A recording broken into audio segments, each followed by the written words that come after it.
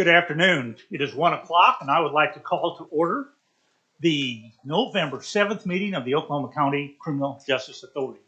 Please call the roll.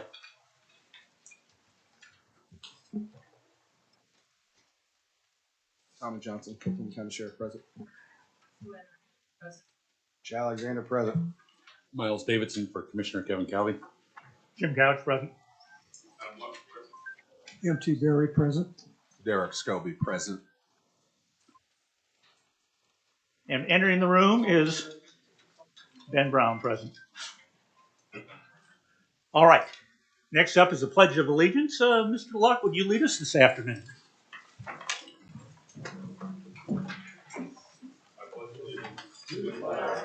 United States of America, and to the republic for which it stands, one nation, under God, indivisible, with liberty and justice for all.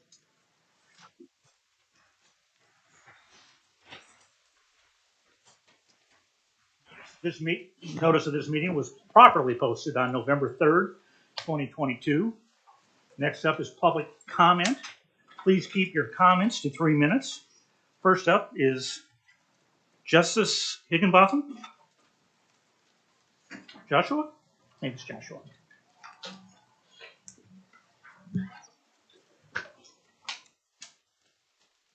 So I guess I had more of a question than a comment, and might be able to be directed to the right information. One of the things that I know has been an issue, some with the budgeting and what funds are going to what sorts of things. And I know that I've been told by people who've been incarcerated at the county jail that there's a significant amount of the hygiene resources and things that are actually donated by some church groups and others, but there's part of the budget that is supposed to cover that. And so if the majority of the hygiene is being taken care of through volunteer work and through donations and things like that, I'm wondering if there's been a full accounting for like where the funding that is supposed to go to hygiene services and things has gone. And I yield the rest of my time. Thank you. Maybe we'll answer that during the presentation by Mr. Williams later in a little bit. Charity Howard.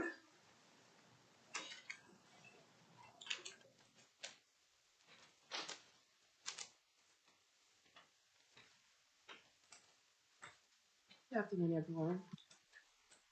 Charity Howard. I have worked in law enforcement and corrections for 17 years. I've also worked for the Oklahoma County Jail. As an officer working 12-hour shifts in the jail, lunch break is in our contracts, but it's not afforded to us. When we're sick, we're berated and belittled to come to work. If we don't come to work sick, by the time we get back to work, we are made fun of on the radio by higher ups, and we're told that when we ask for time off, we won't be able to get it. It'll be denied as well. The Oklahoma County Jail has 13 floors, and most of the weekends, these floors are ran by 5 officers, and that means it leaves floors unmanned for hours. 30 minutes and hour safety checks are not being conducted. While I worked at the county jail, I've seen for myself administration will put cadets who have not graduated from training on the floors with mental health inmates that were able to get out of their cells. The conditions that inmates are made to live in are inhumane. There is a mass infestation of bed bugs, lice in the jail. Inmates are not allowed to be treated for.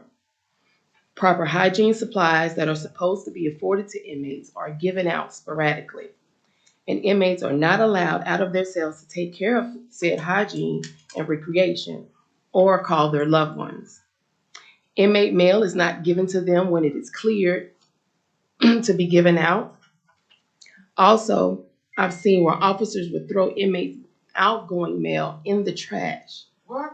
At mealtime, inmates are receiving their food sloppily cold or nothing at all. It is rare that I've seen meals given out hot, warm, or on time. Inmate safety is at risk. There are holes in the cells that lead to the outside, and there are also holes in cells that lead to other cells. A majority of the light fixtures in the cells don't work. The showers are also inoperable. And just about every individual working at the county jail, from the higher ups to the experienced floor rovers, place the blame on not having enough staff and or money in the budget. But I know from firsthand that this jail needs new administration, and the policies and procedures that are there, that are in place for safety for the inmates, are not being followed, and something has to be done. Thank you. Thank you. May I ask when she was employed? I didn't get that. I'm sorry. I started working there in March of this year, and I just left about a month ago. Yeah. Garland Pruitt?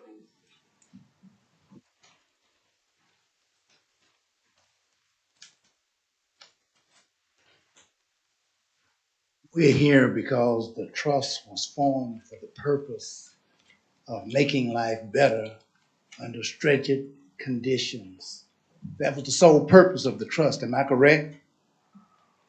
If that was the sole purpose of the trust, at this point, it appears as though it's been a failure. And it's been a failure because of the amount of deaths that have taken place. What if one of your loved ones have been placed in a dangerous situation and have died? Don't you think someone should be held accountable?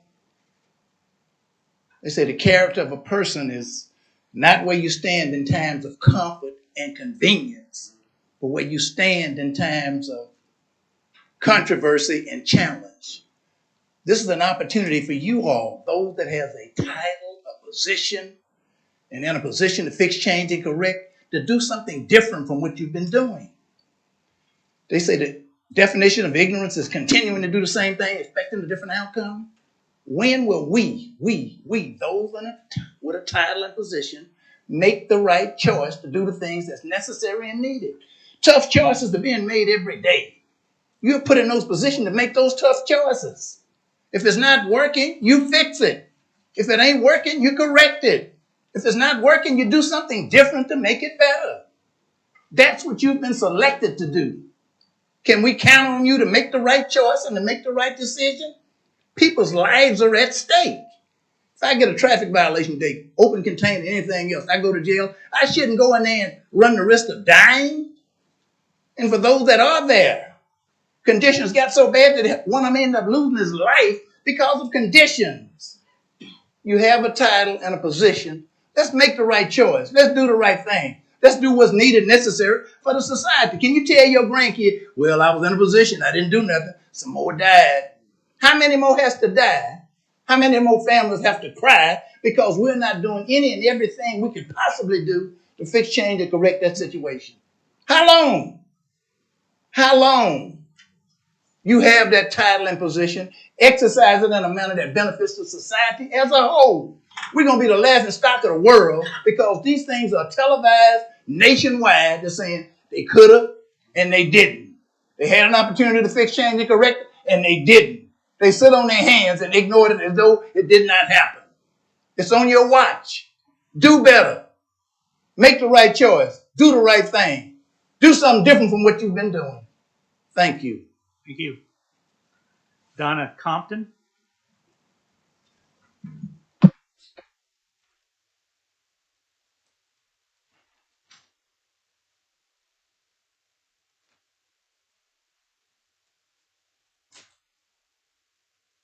I'm here representing a group of progressive clergy of Oklahoma. And I've known Ben for quite a long time. And we talked the last time there was quite a big flare up here. And not just to him, but I'm asking all of you, what has changed? Have any of you read what jails were like in the 19th century? That led to reform all across this country and around the world. And we're back there, people. This is painful, and it's even more painful to be paying taxes to watch it happen. I'm not on the inside like this wonderful young woman who is. I haven't dealt with all of that. But I can tell you that people shouldn't die there. They shouldn't escape and hurt people there. Their food should not be what it is. They shouldn't be subjected to lice and bed bugs. That's 19th century pre-reform jail. So I ask that you take a new tack. You've got people in there who've been there for a long time who really have actually never had a trial. They're still waiting. And they wait in that kind of circumstance. I'm here as a Disciples of Christ minister. But I can tell you, in every faith group I know of, there is some kind of scripture or word that speaks loudly to the injustice of what is happening. I call on your best angels to listen to what's going on and make improvements. We cannot wait until we have a new jail building built to address the problems that we've got right now. And it won't do any good to say we're waiting for that to happen. You know, you can fix a hole in a wall. You can do a lot of things in that old jail right now. I know it's a horrible old building, but we can do better. And I'm calling on you as the people who have the power to do better. Thank you. Thank you. T. Sherry Dickerson.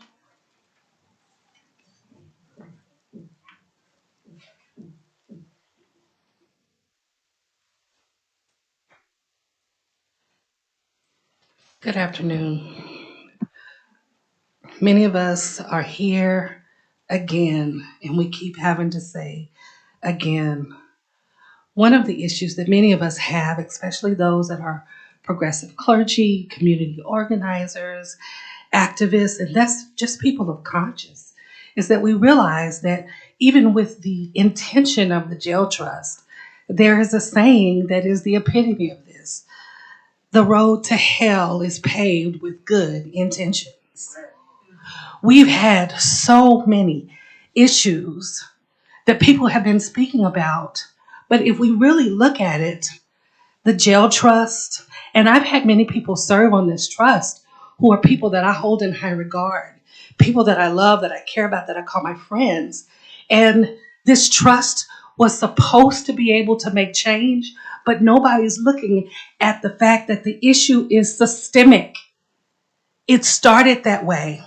So yes, you have not been formed very long, but if you're not amplifying the voices and talking to those that are the most impacted, the least of these, then nothing is going to change. So I implore you to talk to the people who are sitting in an albatross of inhumanity, who are looked at less than when they're supposed to be considered innocent because they haven't even had trials. They're not convicted. Those are things that we shouldn't have to keep talking about.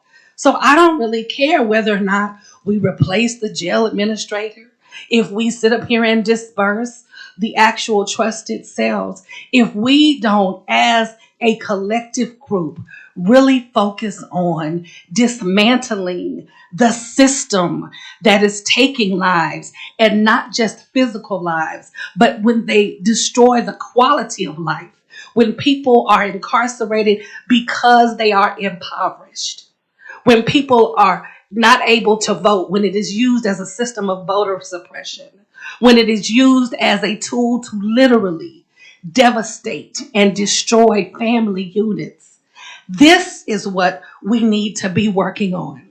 If we do not address those issues, then all of this is a futile effort, and we are working for no reason except for some people to continue to line their pockets with monies, for people to be able to get contracts to sit here and continue the oppression of people who are supposed to be looked at as your neighbor and your sisters and your brothers and those who are also identify as non-binary. Thank you. Thank you for coming down. Dr. Whiters?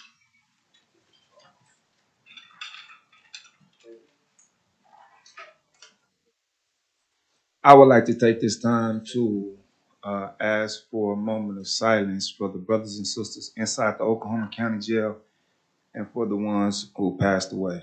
Please, thank you.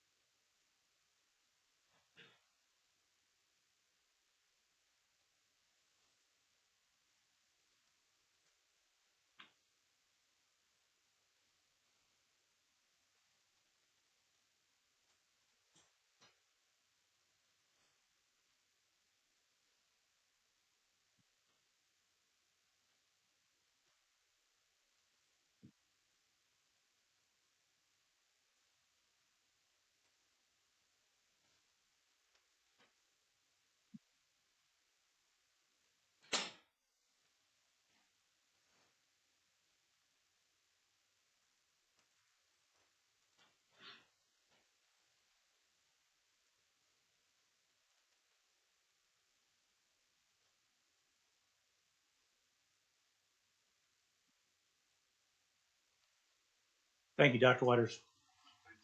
Deborah Bakta?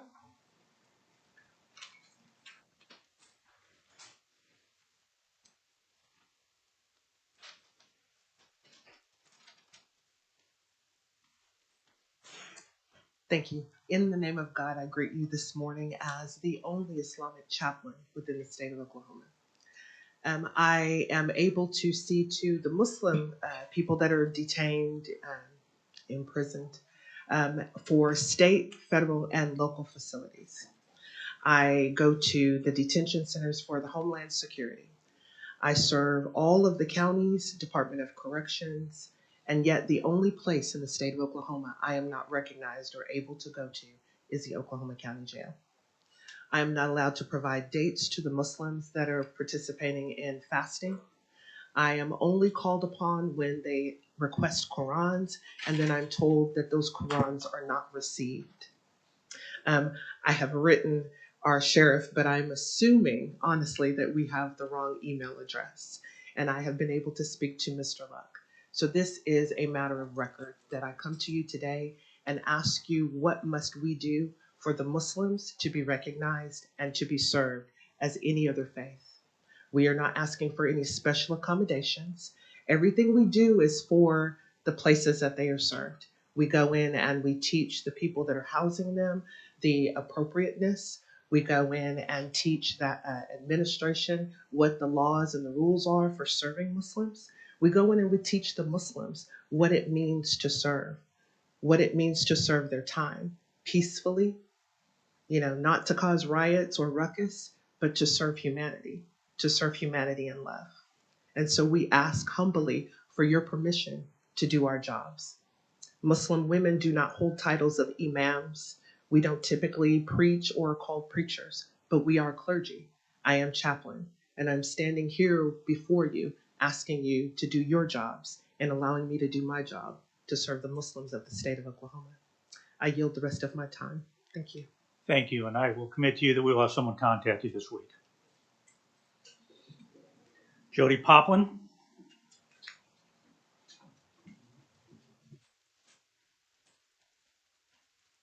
Good afternoon. Today I'm going to be reading directly from an inmate's letter that got sent to me. It says change outcomes on Fridays, and the oranges we get are allegedly washed and clean, yet they are clearly not. Many have blood stains in the crotch area. By the way, this is from a man. And it has feces stains and feces also. They are very gingy. I hand washed my freshly issued orange shirt and the water turned to black, and the odor was and only can be described as horrendous. And I gagged. I feel so nasty knowing that we put on filthy clothing like this every week. Again, I'm talking about the clothes. I'm talking about the showers, rec time, things like that. And once again, with the lady sitting on the board, we have a female over there right now. She hasn't been let out of her cell in 2 weeks. She hasn't had a shower in 2 weeks. She has a severe infection. She has not seen medical. Medical has not come to her. Although you got Untrust Senior over here standing up here telling you they can push 0 and they can see medical. Medical will come to them. No, they do not. And as far as hygienes, a lot of those people are indigent and they don't get hygienes. The staff doesn't keep up with that, whether they have hygienes or not, and they don't care. Thanks to Kevin Wagner, the administrative captain, he got hygienes to the men one time for me on a certain floor. But as far as the inmate handbooks, the inmates still do not have those. They are supposed to get those, each and every one upon booking. And they don't get it. They don't know their rights. They don't know the rules. They just know that they're being mistreated. Saturdays and Sundays, nobody even comes and checks on them. They don't get out of their cells. They don't get to do nothing. And Monday through Friday, on 13, the ladies are supposed to be getting out Monday through Friday. Well, they stopped doing that. And I don't know why they stopped doing that. But as far as the inmate mail, yeah, it goes in the trash. Believe it or not. They sit down there and decide who can and who cannot have their mail. And they do not have their right. Fooling with somebody's mail is a federal offense. And who's in charge of that? Untrust Senior over here. Thank you. Marilee Perriam. Untrust you. Good afternoon. I'm Marilee Perriam, and I live in Oklahoma City. I'm here today to ask you to change the leadership of the Oklahoma County Detention Center. The first principle of my religion is the inherent worth and dignity of every person. That includes all of the occupants of the jail. Our jail leadership has an obligation to provide a safe and humane place for all of those people. However, it's been unable to do so under the leadership of Greg Williams. Beyond the poor living conditions and the safety hazards, the number of deaths at the jail is completely unacceptable and needs to be addressed by this board wholeheartedly and immediately. I know that there are a lot of factors going into the unsafe conditions at the jail. One is that the building is simply not conducive to safety and well-being. Another is trouble finding and funding sufficient staff. Another is that our legal system regularly deprives people of their constitutional right to a speedy and public trial, keeping the jail filled with people presumed innocent, waiting and waiting for that speedy trial. Another is that in the name of public safety, our courts keep filling the jail, despite the jail's ability to provide for the safety of those housed within it. And I'm sure that you all, as board members, are much more knowledgeable than I of the multitude of factors plaguing our jail. Perhaps the job of jail administrator of this jail at this time is simply an impossible job because of all the conditions working against them. But with a death rate more than 3 times that of Rikers Island, we owe it to the occupants of the jail, as well as to their family members, their loved ones, and their communities, to do everything we can to improve the situation, including finding a new jail administrator. I don't doubt that Mr. Williams has done his best. It is now time to let someone else do their best. I hope that Mr. Williams will share his wisdom and experience with a new jail trust administrator, because I know it's going to take everyone working together to properly honor the inherent worth and dignity of all those people in our troubled jail. Thank you. Thank you. Pastor John Reed.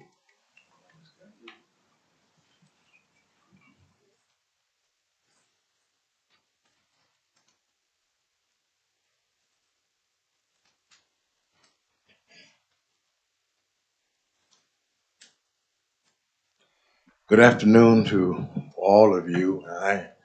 I'm Pastor John A. Reed, Jr., and pastor of the Fairview Baptist Church here in Oklahoma City, where I've had the privilege of serving 60 years.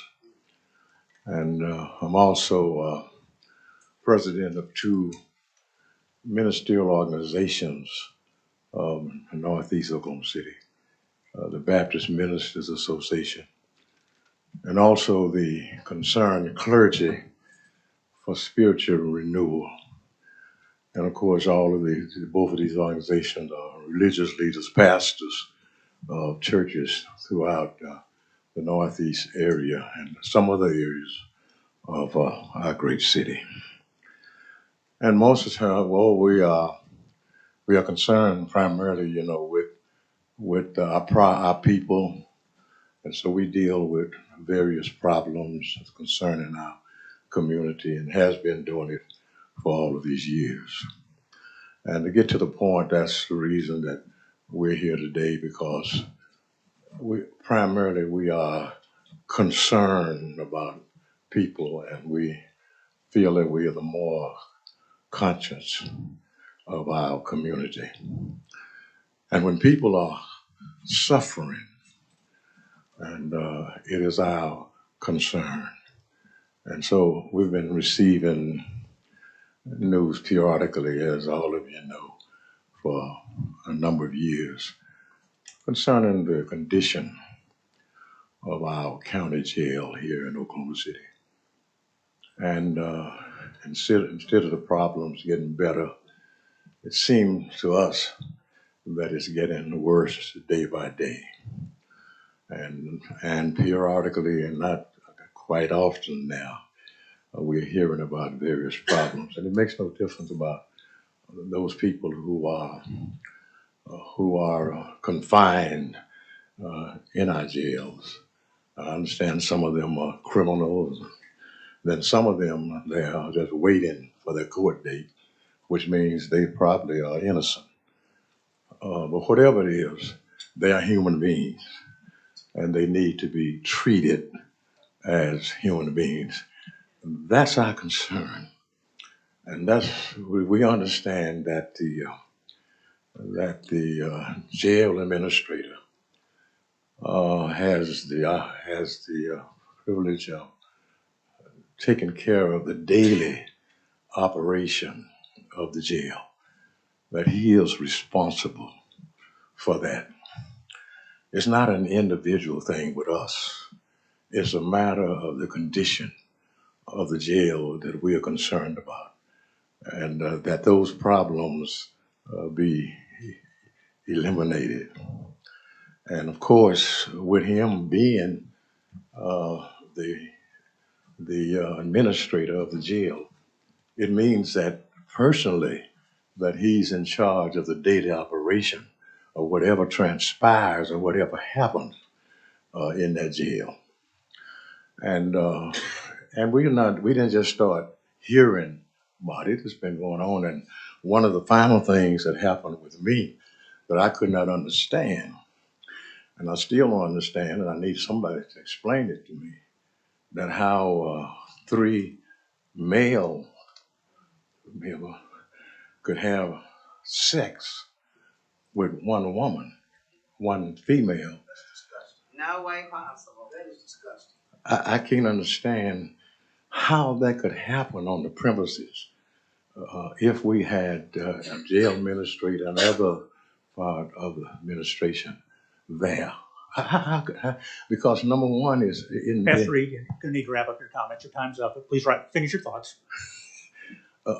Males and females are separated, aren't they? Aren't they? Could I ask that question? Yes. Are they separated in the jail? Yes. So then how could that particular thing happen? And so I fought the administration for that.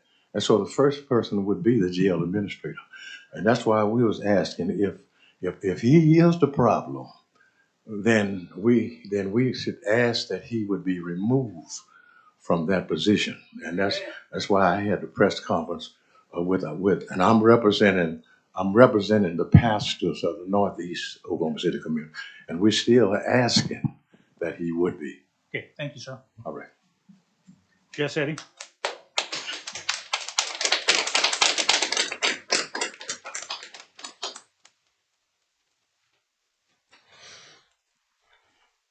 I just left a meeting at Pastor Reed's church, which he presided over, in the number of 20 to 30 Black ministers and community leaders, including Miss Marilyn Looper Hildreth, J.B. Williams, some of whom are able to speak today, and some of whom aren't. And as you know, I'm an anti-racist organizer. I go where I sense racism, and I sense a problem that looks like racism at the Oklahoma County Detention Center and on this trust. When I joined Pastor Reed to make a public statement 2 weeks ago, I was surprised to receive an email, along with all the press in the room, from the chairman of this trust responding to the press conference before it was even over. I got a problem with that, Mr. Couch, because it tells me you didn't listen to what they had to say before you said something in response. That's dishonest. That is not leadership. That is not respectful. This jail is overpopulated and overrepresented by their community members. More than 50% Black in a city with 11% Black population. And you wouldn't even listen to them and take the time to consider what they said. Moreover, since that press conference, many of us have had fruitful, constructive conversations with numerous members of this trust. But I haven't heard of you talking to anybody in the community that's afflicted. Have you called Pastor Reed to discuss his concerns? The man has been a leader in his community for 60 years.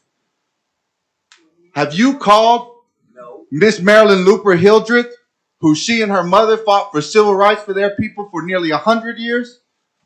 Who have you spoken to? Or have you sat back and attempted to undermine their demands spoken by their chosen representative, Pastor Scobie, publicly. I have no respect for that. Several of these trustees exercised time and effort to engage and to understand. And though they may disagree, they respected why and who is here today. This trust needs new leadership.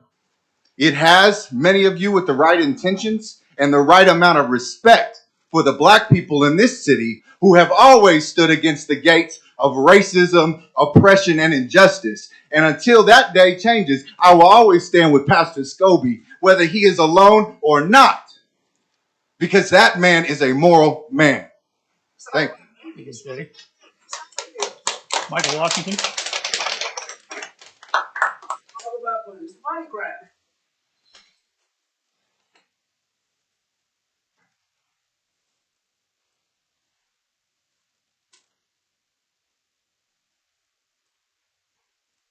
Well. Trust? Trust? Do we know the definition of that meaning? Obviously not. You refuse to listen to the people whose voices put you in power. You betrayed their trust because you don't have trust in us. You only have trust in the monies that's keeping you in pocket, telling you how to dance, feel, and how to do the boogaloo. Now, to my left, you know I'm going to get on him. There's a man that y'all heard needs to be removed immediately, quick, fast, and in a hurry. Because he's nothing but a problem to already exacerbated rock problem that already exists today in the Oklahoma County House of Horrors. Y'all know I dug it there. I didn't get it. Uh-oh. House of Horrors. Why do I say that? You got repeated numerous deaths from inmates, death from fentanyl. How's that fentanyl getting in? The inmates not bringing it in. Who's bringing it in then for the sake of money? But y'all people. You sacrifice these people's lives for the sake of money. Really? Then you got a CEO, they call him that, criminal. Let me stop there. I don't want to go that far. This man here is a total flagrant, poor excuse. As a matter of fact, this same man says, thank you, Colby, for helping us out. Exactly. And he still got a job. And you still working out. So you can't possibly be telling me that you want the semblance of peace, humble, and serenity there in that jail, man. Who do you think you're talking to? And yet the poor guy's lovely mother died from COVID, but yet it's his friend. Did you love your mother, man? Come on, I have to say it. Now then, from 2016 to 2019, 148 inmates have died in the House of Horror. Come on now, in just 10 years. 2009 to 2019, 10 years, man, that's preposterous. Even in the worst condensed third world countries, in prisons, no people die in that manner. Not that quickly, they don't. Now then, wrapping up my time. Well, y'all know I usually get to rolling when I just get started. Mr. Greg Williams, you got to go. You have no respect for the community, and the community has no respect for you. Bottom line. And Michael Washington, you better believe that, is going to be offside his noggin. Spiritually speaking, I don't want y'all to try to arrest me. Upside his noggin. And we're going to make it all happen like it's supposed to be. So I said, yep, stand, bam, thank you, man, bam. Like hasta la vista, baby, I will be back. You have a great day. Thank you. J.B. Williams.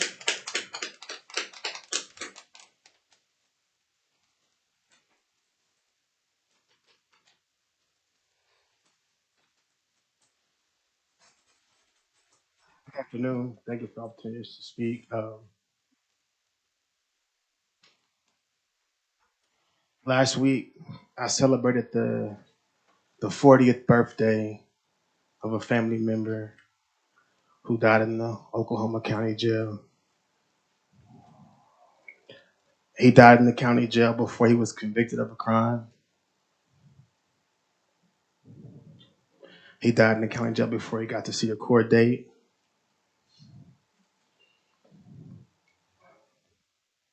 He was my best friend. We talked about our kids growing up together. him being in my wedding, me being in his, things like that. He never made it home after going to the county jail. And I think about that, and I think about me, because I've been in the county jail, but luckily I made it out alive. There are so many who didn't make it out alive. It's important. Let me go back.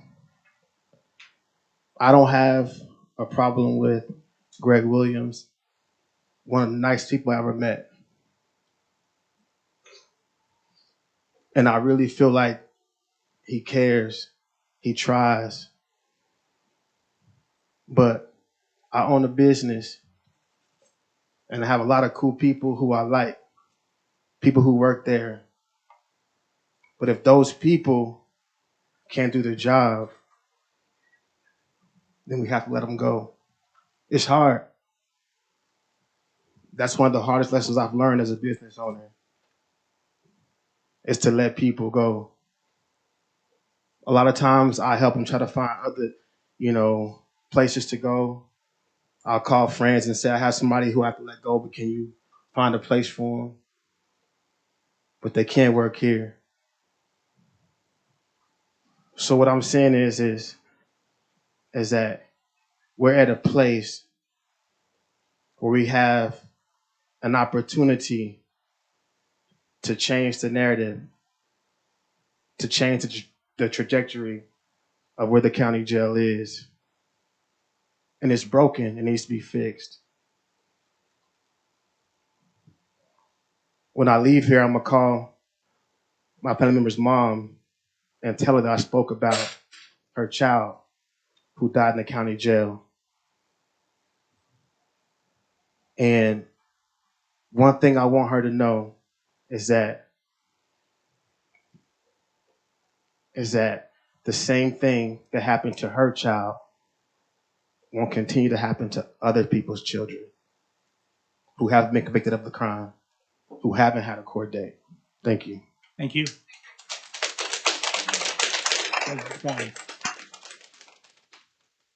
The next item on the agenda is discussion of possible action regarding a resolution responding to the request of the Oklahoma City faith leaders for removal of jail administrator of the Oklahoma County Detention Center and the improvement of operations of the Oklahoma County Detention Center. I asked that this item be put on the agenda for a couple of reasons. One, I want the community to know the respect that I have for the Oklahoma City faith leaders that have stepped up. Reverend Reed and Mr. Pruitt, we worked together years ago to come up with a citizen advisory board for the police department.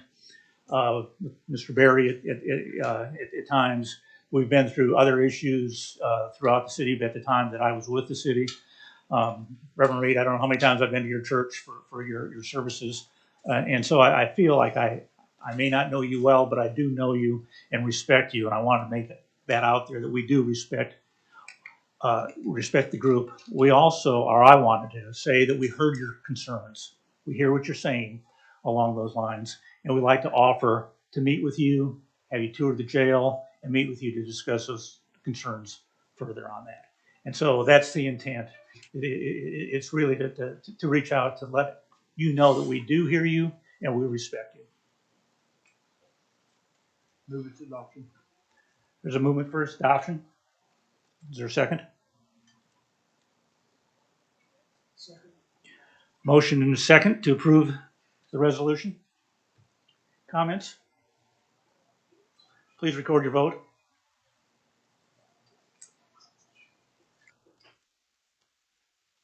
And it passes unanimously. Thank you. Next up is consent docket. There are 3 items on the consent docket. There are the meetings of the October 3rd meeting, minutes of the October 3rd meeting that are in your packet, approval of claims and invoices for November 7th, and the financial reports for the Oklahoma County Criminal Justice Authority. Are there any items that the trustees would like to discuss individually off the consent docket? Move approval. We have a motion for approval. A second? Second.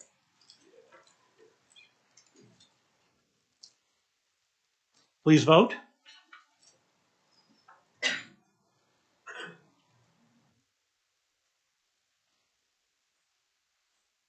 And is approved unanimously.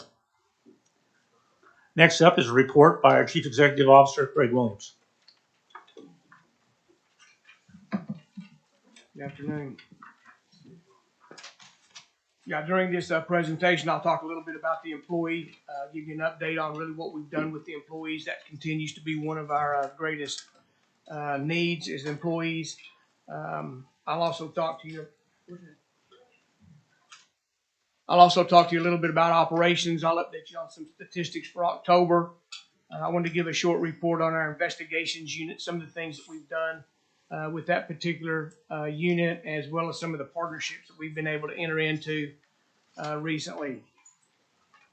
Our COVID report, we currently have one detainee that is that tested positive in October. She's no longer positive. She's cleared her quarantine period. We had 6 employees test positive in October, and we have one currently that is still under quarantine or separated. Our protocols have not changed recently with testing anybody that comes into the detention center that's been exposed or exhibits any kind of symptoms. We quarantine them. So that's our protocol, and really our COVID numbers have stayed pretty steady over the last several months. It's our employee update. We had 31 new hires in October. We had 31 people that began the training academy on October the 31st. Our current employee count is 333, which is the highest that it's been since December of 21. So our employee numbers are on an upswing currently. This is our employee pay proposal. I've mentioned this several times, and you guys have seen this. Again, it kind of just outlines kind of our pay structure and where we're at with some of the other competing agencies in some of the areas that surround this detention center. We did propose that we give our staff a cost of living raise. The county commissioners and the county board have not recognized that quite yet.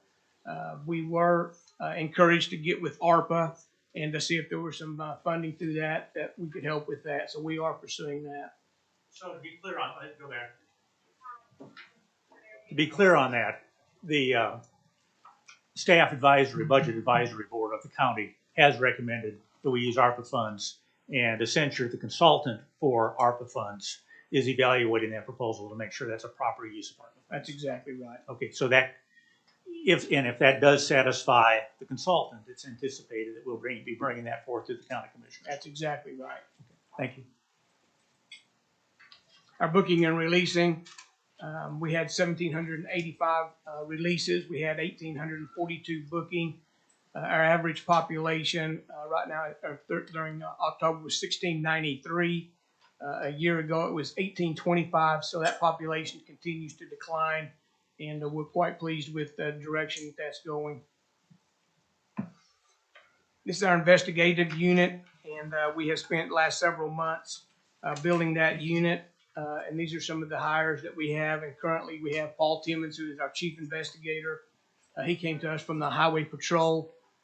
He's got 34 years experience. So we are very excited about Mr. Timmons coming on board with us. We also have Curtis Whittington, and he's been at the jail for quite some time, as well as Sean Dobson. He came on recently after 29 years with the Department of Corrections. Tim Kimry, 20 years with the Highway Patrol, retired. And Melissa Ritter is our pre-investigator. So I wanted to highlight that group of staff. We're excited about really what that unit has done and where we're headed with the investigation team. We have entered into an agreement with the mental health treatment within our Oklahoma Department of Mental Health and Substance Abuse Services. And again, essentially what this will do is it will allow us to allow really the Oklahoma Department of Mental Health to start treatment on those inmates that are waiting to go to Veneta.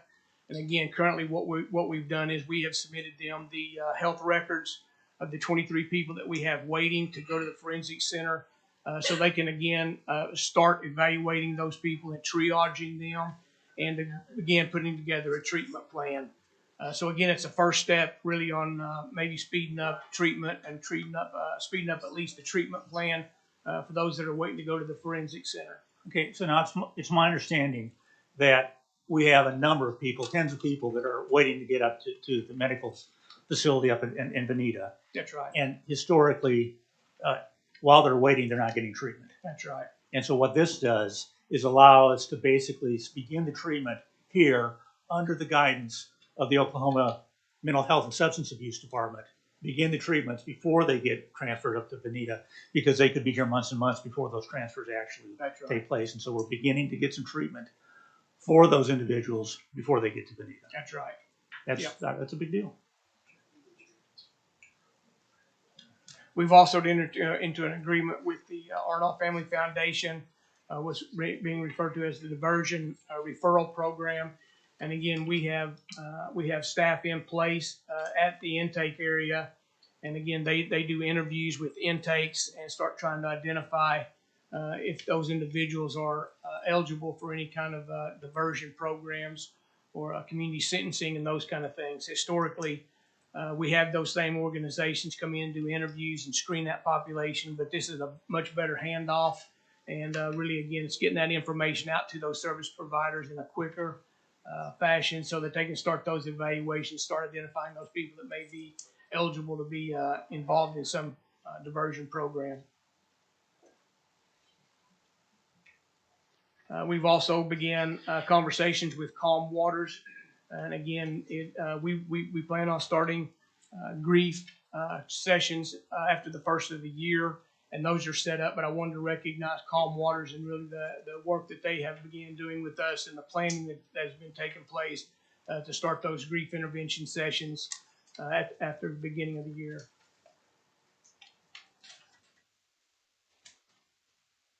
Concludes my presentation. All right. Any questions for Mr. Williams? Yes, I have a question, Mr. Williams. There was an unnamed person that we spoke about, I believe it was October the 24th at about 9:25 a.m. And she wanted to see an oncologist. Yes. Can you share some information? She's unnamed, so we don't have to worry about HIPAA. Yeah, right. And I did talk to our doctors this morning about that particular person, but I didn't get the update. I was wanting to bring that to you this morning. But I just didn't get that update. But we did have the conversation about that person this morning. So I have not forgotten that, and we are continually following up with that. Okay. So this unnamed person, for several months, she was wanting to see her oncologist. The oncologist refused to see her, said that she was non-compliant when she was there in 2017. The NAACP had contacted you, I believe, numerous times, as well as a local pastor who is the father of this unnamed person. That morning that we met, October 24th, 2022, Monday, about 9:25 a.m., Chief M.T. Berry was present. You were present after our informal non-quorum jail trust meeting, to which at that moment I picked the phone up, put it on speaker, and I called Dr. Robert Mannell, who is the CEO, executive director of the Stevenson Cancer Center. He answered the phone. I expressed to him the dilemma that we had. That I will tell you that I believe that it wasn't a situation the lady probably had cancer, but there sounded like there may be a situation she was trying to get some pain pills or something of that nature. But because there has been such a problem, I asked Dr. Mannell if he would schedule an appointment for this unnamed person. I may have addressed her by female at this point, but she's still unnamed. To which he responded with Chief there, you there, that yes, Pastor Scobie, I will do it. He asked you for some information you didn't have, but you said that you would make sure that he got that information. But again, we're talking about the executive director of the Stevenson Cancer Center that agreed to schedule an appointment, to which, when we got off the phone, you responded, it's not going to do any good. The NAACP is going to continue to gripe at me about it. And I explained to you, I said, Mr. Williams, what I'm trying to do, I addressed you as Greg, that I'm trying to alleviate some stress and pressure from you because I believe we are on the same page in regards to this specific detainee. And I just thought that you would have followed through when, again, Dr. Robert Mannell over Stevenson Cancer Center said, I will schedule the appointment, you all transport her. That could have alleviated a lot of problems. But you said it's not going to do any good. So has anything else happened with that other than you said this morning you thought about it? Oh, no, I've talked to them several times. And Have you talked to Dr. Mannell? No, I've talked to our doctor who has to make those arrangements. It has to be a referral from a doctor. So I have worked with our doctor to make that referral. Yes, and like I said, I hadn't had any information, and I thought about her again this morning. So I did call. Yeah, so I did get with our health administrator this morning, and she's supposed to get back with me on when that's supposed to happen or what's happened with that referral. Okay. Thank you for sharing that. Let me say this, and Chairman Couch, I'll be done with this. Here's the thing. At this moment, we have communicated with Dr. Mannell. We have an avenue to get her in.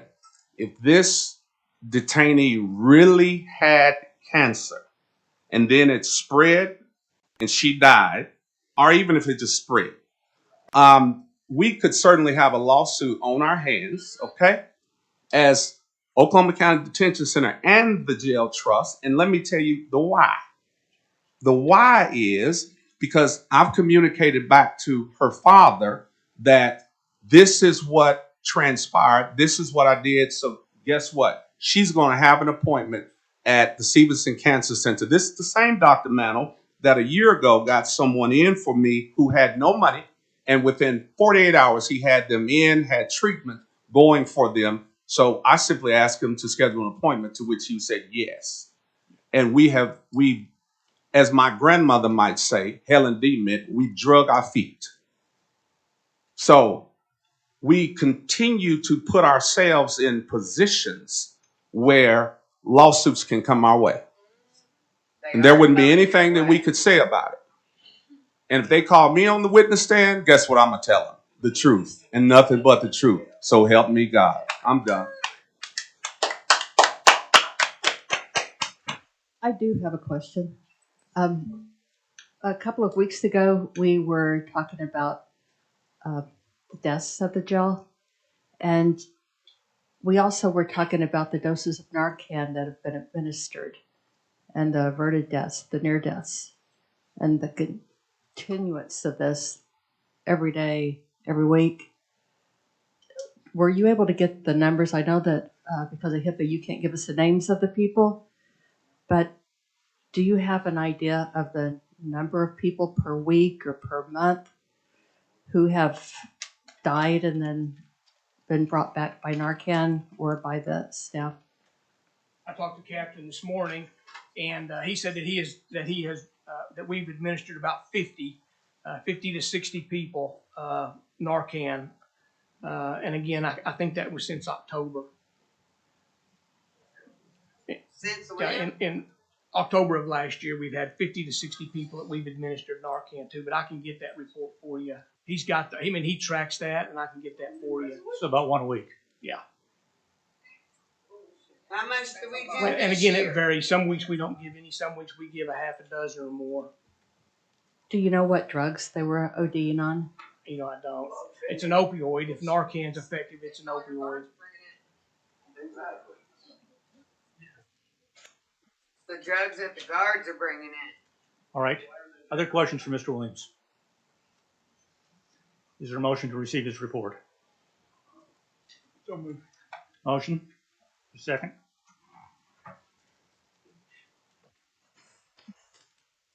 Second?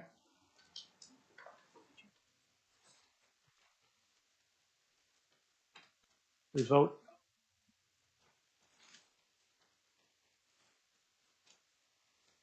Passes 8-1. Next up is the receive, accept, and discuss the Oklahoma County Detention Center 2022 annual report from July 1st, 2021 to June 30th, 2022. It's in your packet. I think copies handed out, but it was in your packet. Mr. Williams, could you discuss some of the highlights of the report? Yeah, again, we submitted that report last year and again this year. It's got a lot of different data in it. Again, you can look at it there in your handout, but we've tried to be very transparent in our numbers and some of the things that we've had accomplished, as well as some of the shortfalls that we've had. There's a section in the back that talks about that has a goal and objective section in it that talks about the goals that we had last year and which one of those have been accomplished and which one of those are still ongoing. It's got lots of financial information about how our budget is broken up and how much money we've spent in operations and personnel, our medical expenses. It's got a tab in there about the use of forces and inmate on inmate assault, inmate on staff assaults, and it's got some of that statistics as well. So again, that's the annual report. Can you talk to us a little bit about the elimination of triple selling? Yes, that was a goal that we've had. It was highlighted in lots of the inspections that the jail has had over the last decade, was triple selling.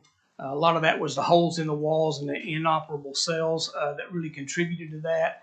And we have been able to eliminate nearly all triple selling, and routine triple selling is non-existent.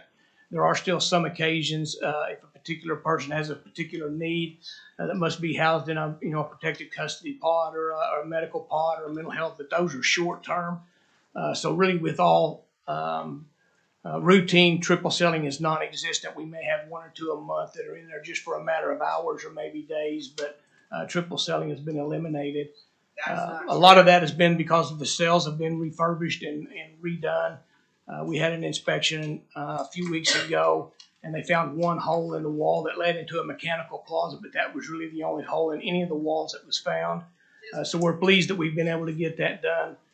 We've restored much of the plumbing fixtures that were broken and inoperable. All the lights have been fixed. So again, now those break. Of course, there's 1,231 cells in the jail.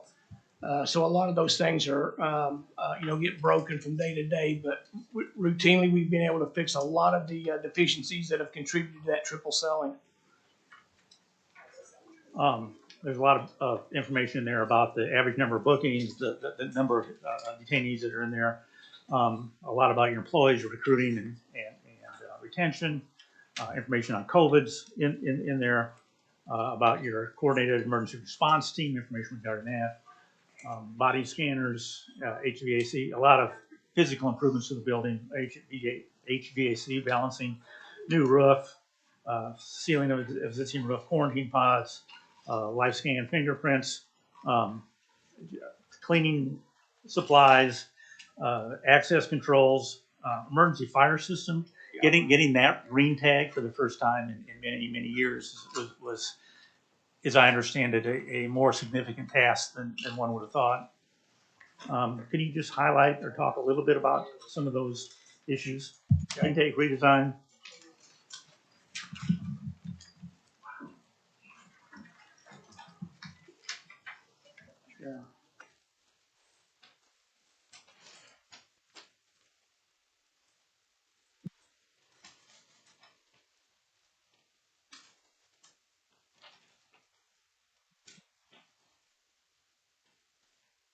Yeah. We renovated the jail access controls.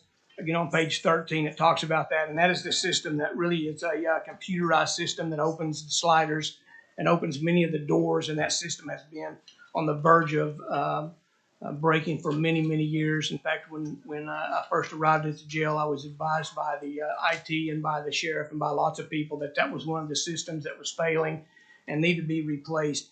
And again, we were able to do that. And again, that really what that does is it synchronizes the central control who monitors the cameras and opens the sliders when staff need in or people need in through different areas of the jail. And that system was totally rebuilt. We added new cameras and new intercoms. Of course, there's intercoms that are associated with that. So that is a massive process of getting that renovated. The monitors are much bigger. We've reconfigured how that looks so that staff can immediately see who's calling for help or who needs help or who needs through a gate or through a door. So that system was a major accomplishment getting that done. Like you mentioned, our emergency fire system has not been fully operational in probably 10 years. And it's been yellow tagged or red tagged since 2018. And we were able to get that reinstalled. And again, you're talking about, hundreds and hundreds of smoke detectors and fire suppression systems and annunciators. So that is a huge system that we were able to get refurbished and get it back online. And today it's green tagged and 100% operational. Lighting, again, I mentioned some of that. About 275 light fixtures have been repaired or replaced. And again, that's a big step in getting our triple celling down and really just accommodating the detainees so that they can see in the cell and the staff can see inside those cells too, to make sure that people aren't in distress or needing help. The employee gates have been broken for decades, and again, we've got those fixed where it secures our perimeter. And again, that was an effort to help reduce contraband and help reduce traffic through the parking lot and just provide better security for the facility. Later on down, you can see the fast tracking system. And again, that was an effort to really speed up bookends and especially addresses those people that have an outstanding warrant and need to be booked in and booked out of the jail. They have a bond already with them or a bondsman that can post a bond. So we implemented fast tracking, and the sheriff has really been instrumental in helping us get that going. And we've got that up and running. So we book in about 80 people. We process about 80 people average so far a month through the fast track. And what that does is it eliminates traffic through our secured booking area. So when the law enforcement people bring somebody through, they go through a secured area. This is a non-secured area. So people are really booked in and booked out by clerical staff. So it relieves traffic in the back and also makes it just much more expedient for people being booked in and booked out that already have a bond or can be released. We've redesigned our intake area. And again, some of the concern was the screening process that we were using for mental health and medical screenings. So we've reconfigured that, and Turnkey is our medical provider, and they were very instrumental in organizing and really kind of figuring out how we can do that better. So our intake, as far as medical and mental health screenings and getting people assessed immediately when they get to the jail, has been vastly improved. We've implemented some new screening material, questionnaires, and some assessment tools that we're currently using. So we're excited about that. The body scanner was another piece of equipment that we were able to purchase, and it's essentially a low dosage x-ray machine that we can x-ray people coming into the jail or leaving the jail, and it gives us just a better idea of contraband that they may have. And it's surprising how much contraband we've been able to prevent coming into the detention center with that piece of equipment. That's just a few of the things that we've been able to do, and like many have said, there's been a lot of good things that we've been able to accomplish, and a lot of work that we've been able to do, but there's still much more to do. Thank you. Any questions for Mr. Williams? Yes, thank you. All of these great questions, and great job with all of that, Mr. Williams.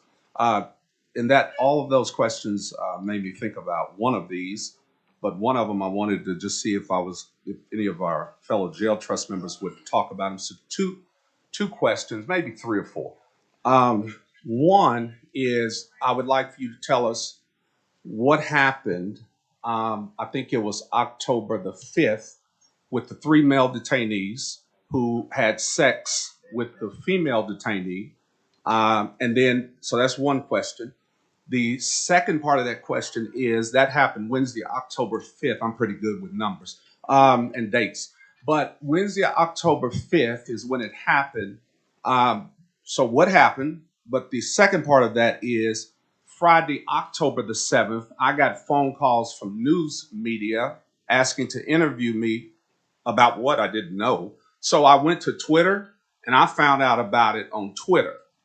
Okay, that's where I found out about it. So I'm asking what happened, but then number two, why did I find out? I'm sure maybe all the other jail trust members knew about it. I just didn't know. So why did I find out about it on Twitter, okay, and not from maybe Mark or you, maybe to pick phone up? Okay, that's one part. The second, what happened?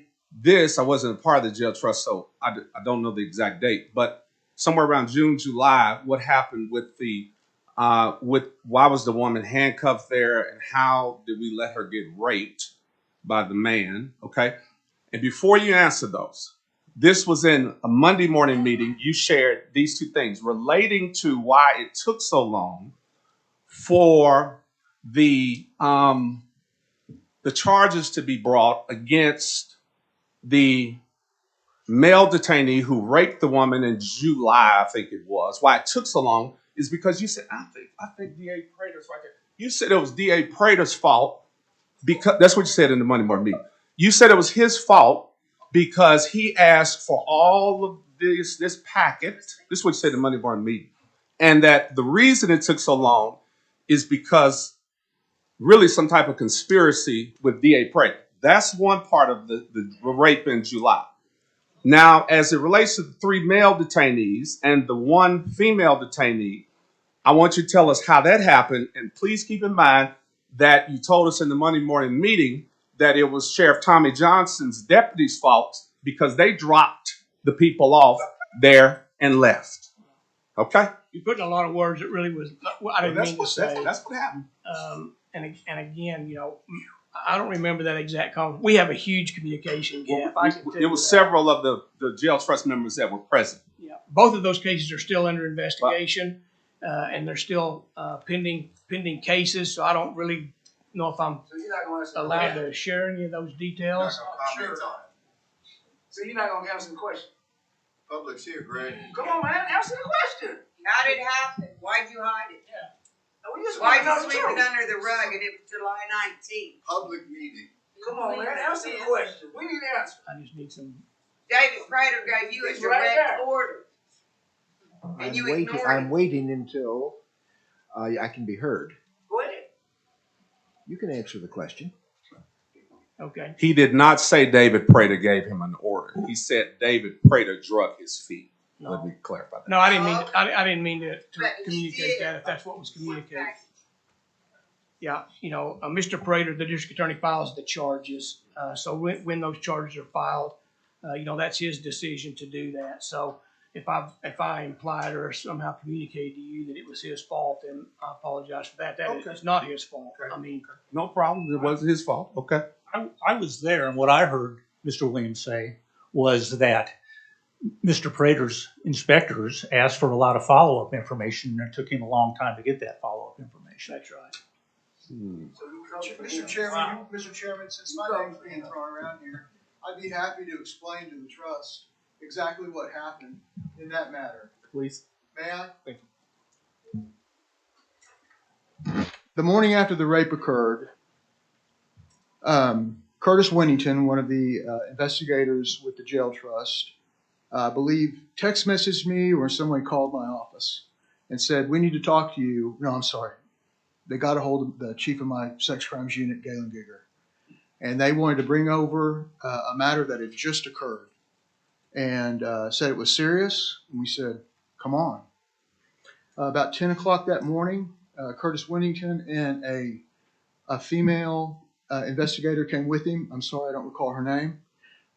They said, "We're not sure if this is consensual or not, but we've got some video we want you to watch." Within 2 seconds, it was clear to me that what I saw was a forcible rape on a woman chained to a wall by an inmate who had been left to roam the receiving area by someone in the jail trust. I said, "I don't know what you saw, but I saw a damn rape." I said, "You bring me a probable cause affidavit and a charging packet immediately. I know you've got an investigation that's going to continue. That's fine, but we need to get this guy charged immediately. I want you to get back with me as quickly as you can." 3 days go by. A week goes by. Another week goes by. A month goes by. Almost 2 months goes by when I had instructed Galen Giger, the chief of my sex crimes unit, to call Whittington We called him no less than 6 times, and he said, we're continuing to look at the matter. The jail trust administration are reviewing the reports and have not released them yet. And continuously we said, bring us a probable cause affidavit and a charging packet. That's all we need. We understand that you have an investigation that will continue, but we need to get this man charged with the rape. Well, he had been released a long time before we ever got that. That's the truth. That's the truth. Mr. Prater and Chair Johnson, allow me to say this, Chair Couch. My simple point was simply this. It's always somebody else's fault. Exactly. Nobody wants to take responsibility. It ain't untrust seniors' fault, that's for sure. Is anybody gonna take responsibility for these 14 deaths? Other questions? I guess not. No, they ain't his fault. When we replaced the grinder system, we were having sewage backup issues that were happening a few times a month. We put those in, and I haven't asked you about this in a while, but I think about 9 months in, after I toured, when we visited about that, we hadn't had a backup. And at this point, it's been a few months. We have not had any backup since we put the system in. Okay, thank you. Other questions? Is there a motion to receive the report? Motion. Second.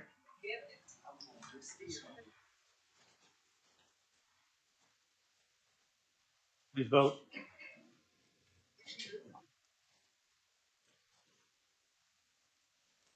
Passes 8-1. Next up is a report regarding meetings of the Oklahoma County Criminal Justice Citizens Advisory Board. I think Chris Steele is here.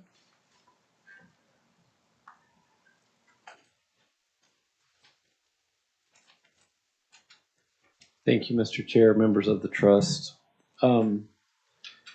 Perspective is important. I continually have moments where I'm reminded of my place. I have the opportunity to serve with some phenomenal people on the Citizens Advisory Board. Aaron Engelke is here, Hannah Royce is here, and Dr. Reed. I just want you to know a lot has been said about you this morning, and I realized that when you came in, Hannah, my colleague, got up and gave you her seat. It's not uncommon when we have our Citizens Advisory Board for Hannah to cut in front of me and take my parking place. But I think she's got it right both times. That's right. Members of the trust, I have a couple of reports to give. We have, just by way of reminder, we have 4 committees that routinely meet and do some work to fulfill the mission that you all have given the Citizens Advisory Board. Those 4 committees include community relationships, improvement to operations, policy and procedure, and recruitment and retention of staff. I think at the last trust meeting, it was reported that the recruitment and retention of staff committee under the leadership of Aaron Engelke have created a survey to give to jail staff to ask directly how they believe conditions can be improved, retention can be improved, quality of work, work environment, so on and so forth. I'm happy to report that to date that survey has been released and we have received back over 100 responses. These are anonymous responses. The subcommittee, the Recruitment and Retention of Staff subcommittee, will review those responses on November the 23rd. They will prepare a full report to be shared with the jail trust at a following date. I just wanted to let everyone know that that's in the works. The other thing that we are doing, and Mr. Williams, I want to say thank you to you and your staff, Mr. Monday, for allowing this to occur, but once a month, we take up to 3 members of the Citizens Advisory Board and go into the jail. And we meet directly with men and women who are residing in that facility to ask them directly what the conditions are like and where they see areas of improvement. In addition to gathering input and listening and interacting with members of the community, we want to make sure that those that are closest to the problem also have a voice in this process. And so on October the 13th, Citizens Advisory Board members Leslie Nesmith, Ryan Haney, and myself visited the jail. Mr. Monday facilitated the meeting along with Mac Mullings. The individuals that we met with were not aware that we were coming ahead of time, so this was not announced. We met with two different groups. We met with females on one pod, and then separately we met with males on another pod. And I just want to share the report that they gave us. They said ideally they would like more time out of their cell. On average, the pods that we spoke to said that they are being released twice a week for 1 hour each time.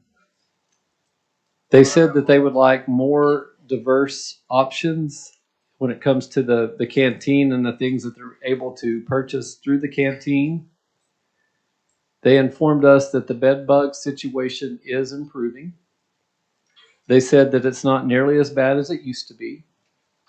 They said that there are areas where the problem still persists and is prevalent, but there are other areas in the jail where there are no bed bugs.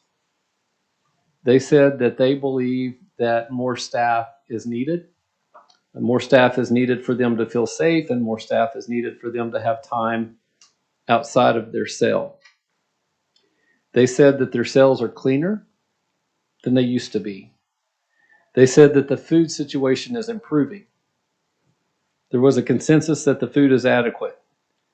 It's not the temperature that it should always be. It's not warm. It's not hot as often as it should be, but it's good, and they wish that they could have bigger portions. Probably more than anything, they asked for more programming, more positive, productive things to do to occupy their time. They said that they would like to have increased communication with their attorneys and with their family members. They said just knowing that their family is okay would create a tremendous sense of peace and peace of mind, and more opportunities to meet with their attorneys would help them understand where they're at with their case. I will tell you that the staff that we met with, outside of Mr. Monday and Mr. Mullings, I don't think were aware that we were coming either, and we had very honest and candid and authentic conversation with the staff, who honestly felt very hopeful and enthusiastic and hungry to create connections and create safety within the facility. That's the input that we gathered from our last focus visit. We plan to do another focus visit with some additional members of the Citizens Advisory Board later this month. And I would also say that the next Citizens Advisory Board meeting will take place in this room on this Wednesday at 9 a.m. Happy to answer any questions. Thank you, Mr. Luck.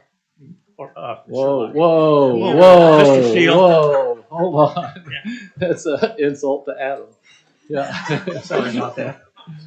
Questions? Yes.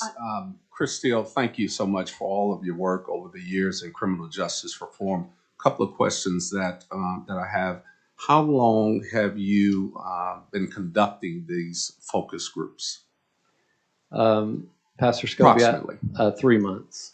How long have you been visiting the Oklahoma County Detention Center for just visits inside? Maybe 3 years. 3 years. Has there been any recent, I would say, restrictions or stipulations that have been put on you or others? You know, there was some confusion that ultimately when I met with Mr. Williams and we started the focus groups with the members of the Citizens Advisory Board meeting, Mr. Williams said, come on, just let us know when you want to come, and he would appoint a staff member to kind of coordinate that.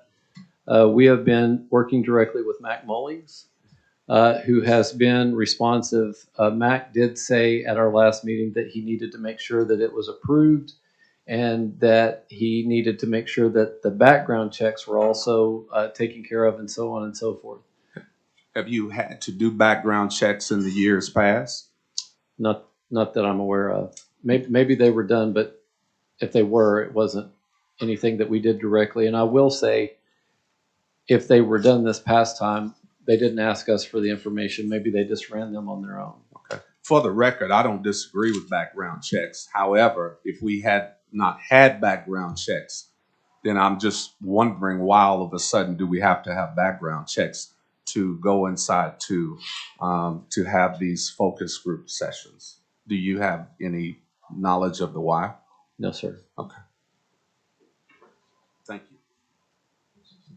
I have a question, and I had not even thought to ask in this way. One of the things I've commented on over and over again is more time out of self, more time. And you said that the detainees said that they would like more time, but they need more staff. And I know it's probably intuitive to everybody else, but it's not intuitive to me. Why, or for what reason? For their own safety, for the safety of the staff? Why?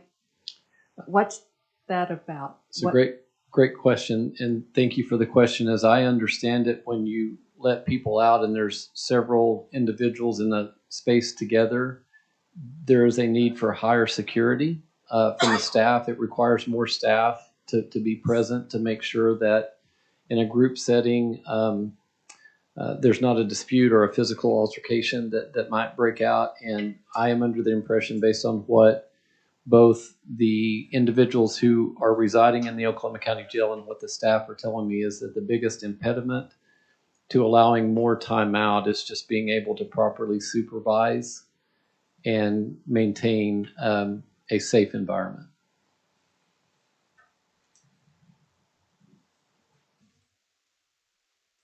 Thank you. Other questions for Mr. Steele?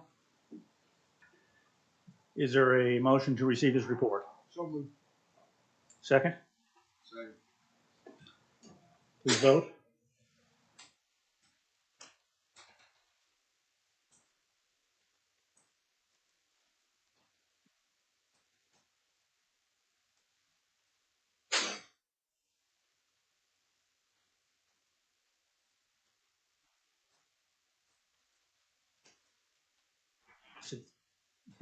Okay, there we go.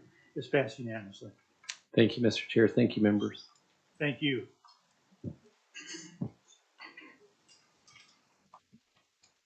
Next up are some contracts to be approved. There are 4 contracts under item 9. One is a memorandum of understanding between the county commissioners and the trust regarding transportation services. The second is a AutoClore, which is a contract for dish machines and related equipment. The third is a agreement with East Lease for washers and dryers. And the fourth is a pledge agreement with the BOK AF, National Banking Association, pledge agreement for deposit public funds. Are there any questions regarding any of the 4 items? Is there a motion for approval? So moved. Second. Motion to second? Second. Please vote.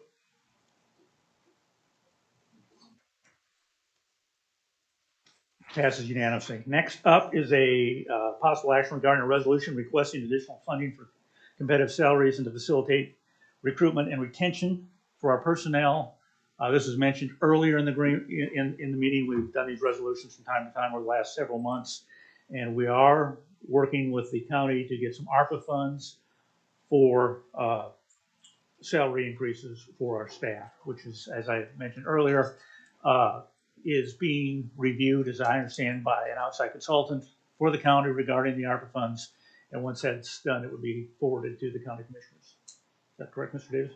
Right, and it'll actually go that process. So it'll go in front of what's called policy and governance. That's a committee that'll sit there and go over it and facilitate it getting to the Board of County Commissioners. Okay, so there's an extra step Yep, there. one Okay. more step. All right. So that's the process. So we're just keeping this on the forefront. Move its adoption. We have a motion for approval. Second. We have a motion and a second. And this is just for the removal through the P&G process, not through just regular county process. Right, because Like this as is far ARPA as- funds. Please vote.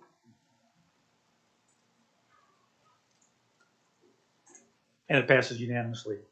Next up is the 2023 regularly scheduled meetings of the Oklahoma County Criminal Justice Authority. They are listed in your packet. Any questions or concerns regarding the schedule? Is there a motion to approve? So moved. Motion? We have a motion second. Please vote.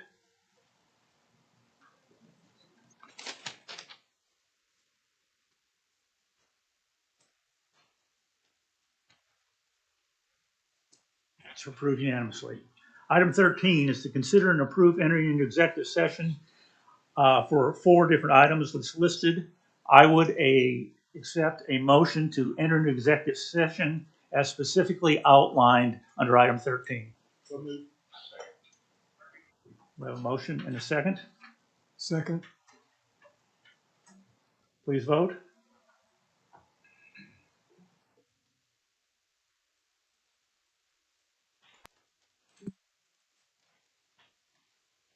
It's passed unanimously. Item 14 is an item to consider and approving entering into executive session as authorized by 25 Oklahoma Statutes 2021, Section 307B1 for the purpose of discussing the employment of Greg Williams, Jail Administrator. So moved. We have a motion. Is there a second? We have a second?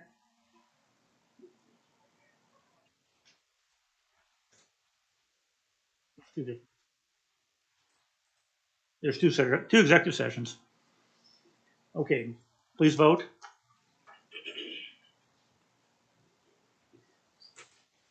Passed unanimously. We will be going into executive session. Thank you.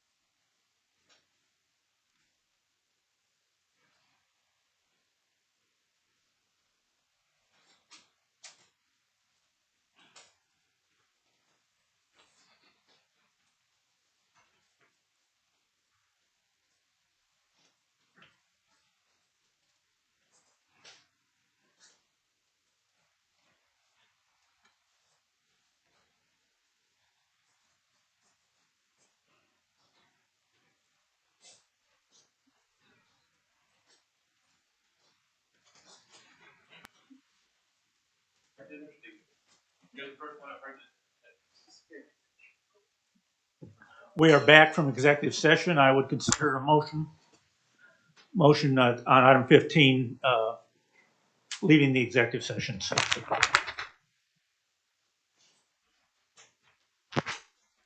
We have a motion, second? Second. Please vote.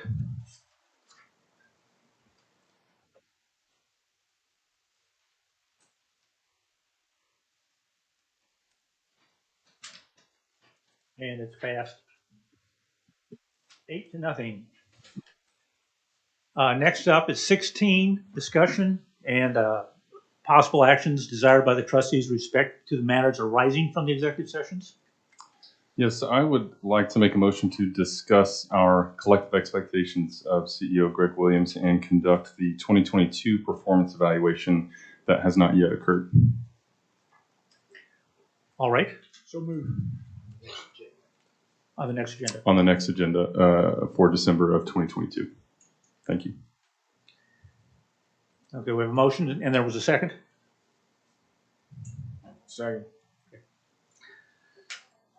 Discussion? Please vote.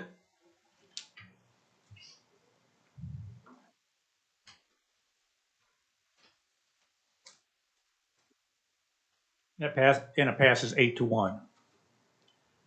Item 17 is discussion and possible action pertaining to the employment of Oklahoma County Criminal Justice Authority Chief, Executive Director, and Jail Administrator Greg Williams, and possible commencement of the national search for a new Chief Executive Officer.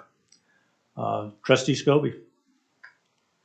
Yes, thank you, Chairman Couch. Certainly, I have already spoken to John Michael Williams and have run this by him. So prior to my making a motion, there will be a PowerPoint presentation, and then I will have comment after that, and I will make a motion. Michaela will display that. Thank you. Look at the farm. Look how dirty it is, huh?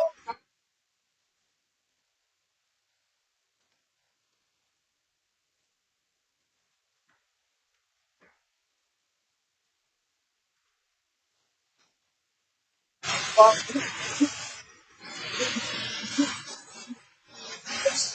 shit. Yeah, Oklahoma County Jail, y'all, this shit real. It ain't nothing against the CO, man. We ain't got no mirrors in here. The water don't work. Toilet backed up. This is what we dealing with, huh? Niggas ain't been out they cell 3-4 days. Look at the run. Nigga, this water out here, dirty, old fool. Nigga, we ain't got rent, nothing. We ain't got no showers in 2 weeks. Our power was just out 2 days. The set aside ain't handling it, so shit ain't got nothing to do with this CO. He just so happened to be a product of the situation, man. These people don't care about the lives in the county jail. Greg Williams is unfit to serve. Outrage after this private voicemail between jail leaders goes public. Well, it's been the greatest thing that ever happened to us. Yeah, Kevin and Jolene, today I spoke with trustee Ben Brown about that call, and he says he feels the media is blowing it up. But as you heard a moment ago, some citizens spoke at a county commissioners meeting today, and they would like to see Greg Williams resign. I don't see this as a big deal, really. COVID is our friend. COVID is our friend. And give us $10 million. I mean, COVID has been wonderful for us. And maybe give us another $150 million. Jail Administrator Greg Williams and his communications director Mark Opgrand talking about the millions of dollars they received in COVID relief funds last year in a voicemail that they thought had ended. Got so much money out of there, and we only had 3 people die. Well, we had 3 people that died that tested positive. We begin at 6 with that horrifying crime inside the already troubled Oklahoma County Detention Center. And a warning before we go any further, these allegations are disturbing. The officers caught him in the act, but it took 2 months before the rape charges were filed, and authorities say he is now at large. A woman was allegedly raped inside the Oklahoma County Detention Center. The suspect is Dante Thomas. The police report says he was left unattended after being processed, then walked down the hall to a medical cell. That is where he found a woman, her left hand cuffed to the wall. She was defenseless. The report says the jail video captured the entire incident. Video shows her shaking her head no and trying to resist. It took 5 minutes for an officer to spot the assault and place Thomas in handcuffs. The alleged rape took place on July 19th, but the charges were only filed Thursday, September 15th. District Attorney David Prater says he met with jail trust investigators to review the video the day after it happened and was ready to press charges the same day, saying, "I instructed the investigators to get me a charging packet, including a probable cause affidavit, as soon as possible to get the rape charge filed." Also tonight, an Oklahoma County jail inmate allegedly sexually assaulted by his cellmate. And his mom's telling News 4 it took several calls to the jail from the outside to get him some medical help. Yeah, Kevin, officials here at the jail tell me both the assault and how it was handled by employees are under investigation. As you can imagine, the inmate's mom tells me he's just traumatized by this. And she says in the days following the assault, his alleged attacker was still in the same pod and just kept allegedly taunting him. He woke up and his cellmate's private parts was in his mouth. Yes, and in this case, the jailers are saying the activity was consensual, but this does raise a lot of questions about the supervision in the facility. Friday, the Oklahoma County Jail confirming guards caught detainees in what they call misconduct. Just last month, the jail reported a man raped a female inmate in the same area. In that case, the woman was handcuffed. The Oklahoma County Jail sent out a statement for today's incident saying, quote, "We immediately halted the activity, which according to our investigation was consensual among all participants." That nigga said, we gonna get you when they not with you. Said, you don't even have no bars. You're nobody. Said, we gotta, this was, you see that? You know what I'm saying? This is how we do this up in the county, man. I mean, you know what I'm saying? I ain't gonna say where we at, but man, this is the real deal. Holyfield, y'all is eating trays, man. We getting paid, man. My brother was not a fighter, so I hate to hear that there was an altercation.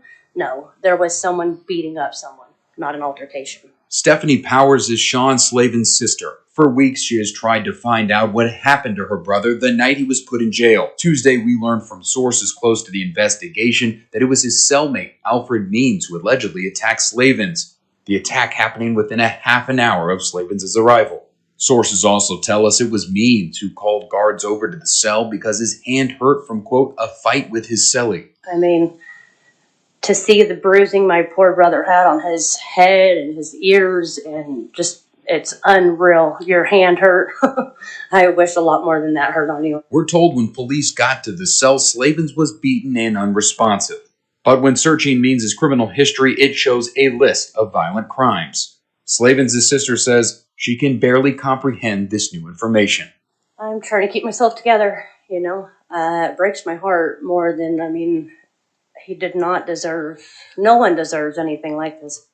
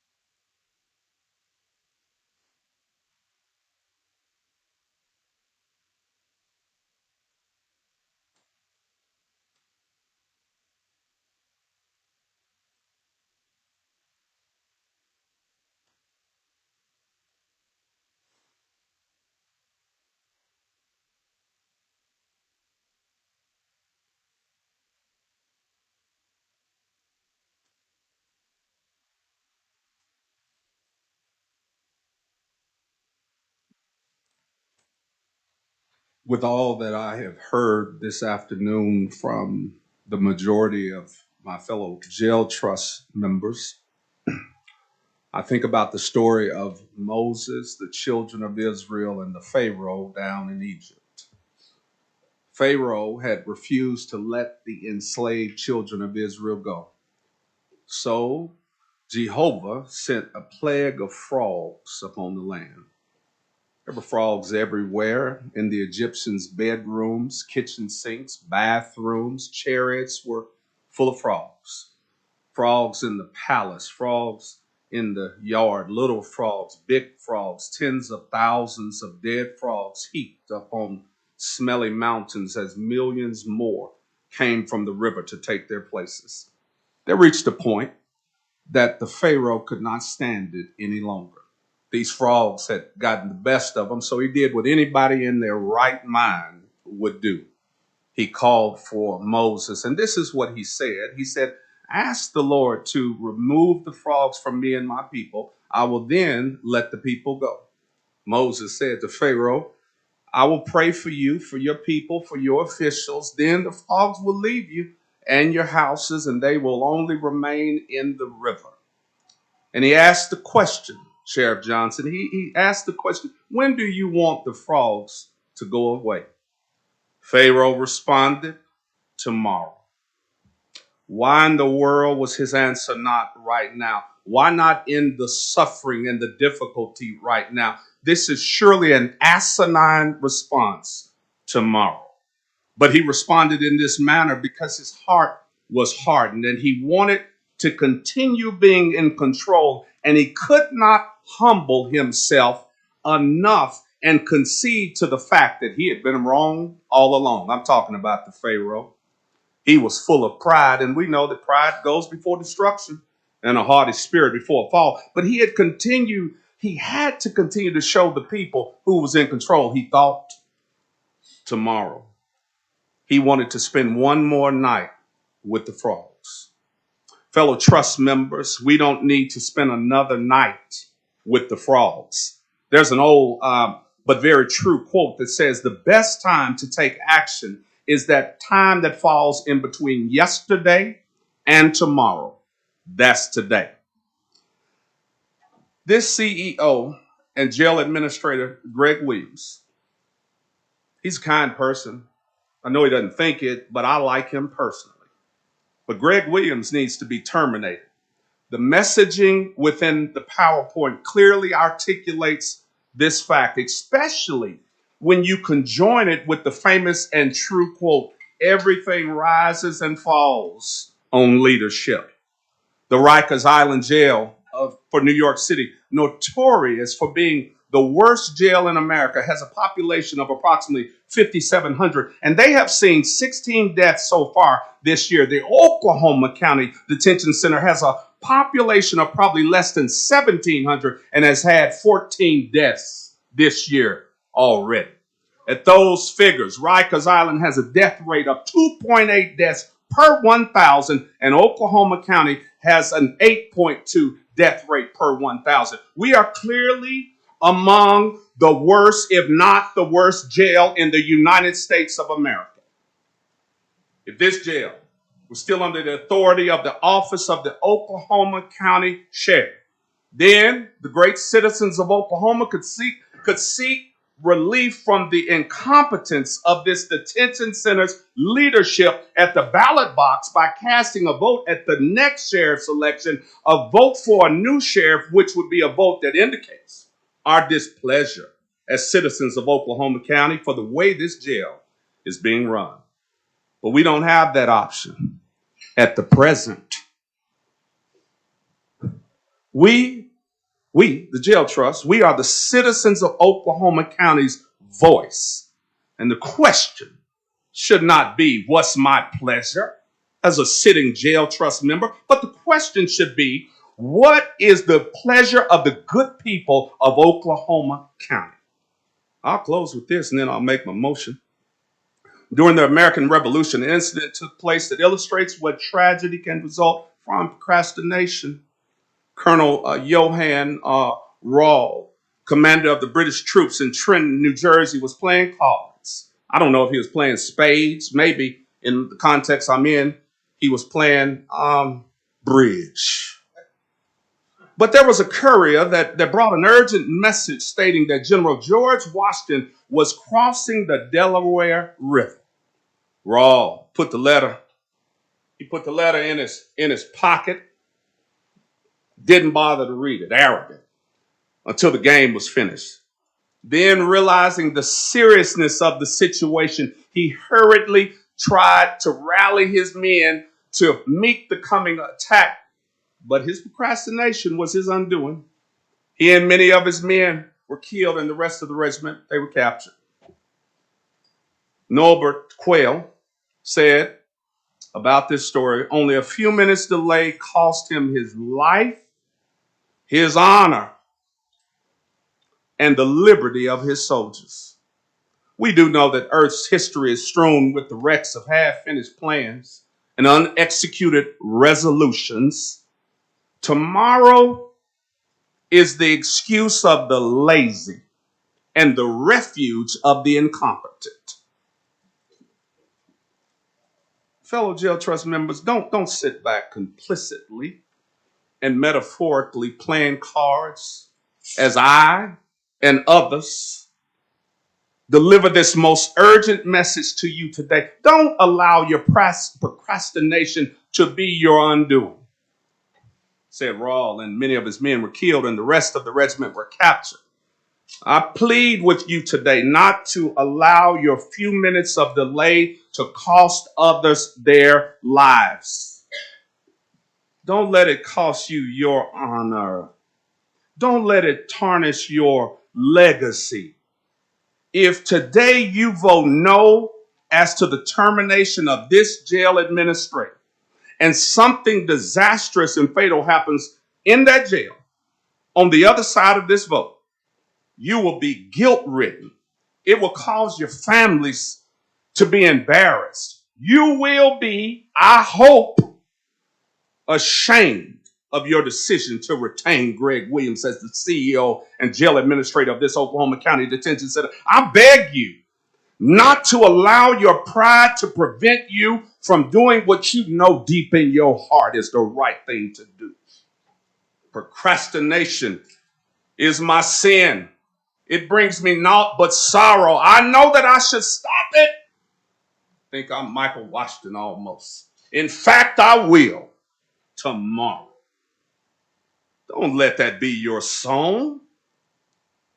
Fellow Jail Trust members, let's not spend another night with the frauds.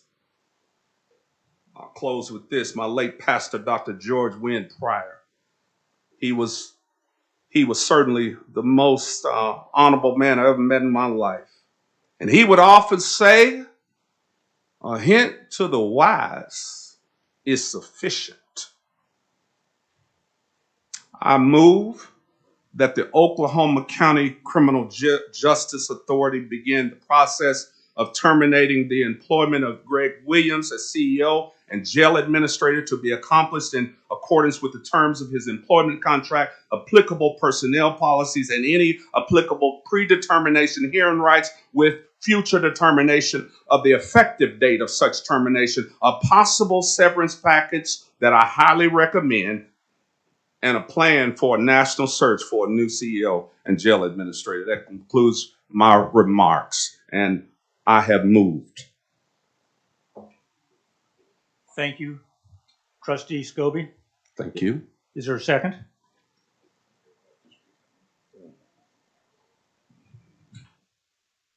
Is there a second? I will tell you, I understand where you're at, and I agree with you in many respects. I think we need a better plan going forward, as I described in our executive session. And so that's where I will stay. Mr. Chairman, I have a comment. Yes, sir. Mr. Alexander. I believe every member of the trust received this, but I think the public should also hear this letter that was sent to us. This is by the Public Defender of Oklahoma County, Robert Rabbits, who's been there for 40 years. Dear members of the Jail Trust, as most of you know, I've been involved in the criminal justice system for 45 years and have been Chief Public Defender of Oklahoma County for 35 years. I have on occasion successfully litigated issues involving the jail and its condition on numerous occasions, and I've constantly criticized the jail over the years for overcrowding, triple celling, insufficient medical care, lack of concern by employees of inmate issues, inability to see our clients, and countless other jail conditions. I've received the award from the ACLU, the Oklahoma City Black Lawyers Association, and Oklahoma County Bar Association for my support of those prosecuted and detained in Oklahoma County. I'm especially proud of receiving the 2013 Opio Toure Champion of Justice Award from the Oklahoma Black Lawyers Association. I think it's important to know my feelings regarding Jail Administrator Williams and overall conditions of the jail. Mr. Williams is the most responsive jail administrator I've seen in 45 years in the system.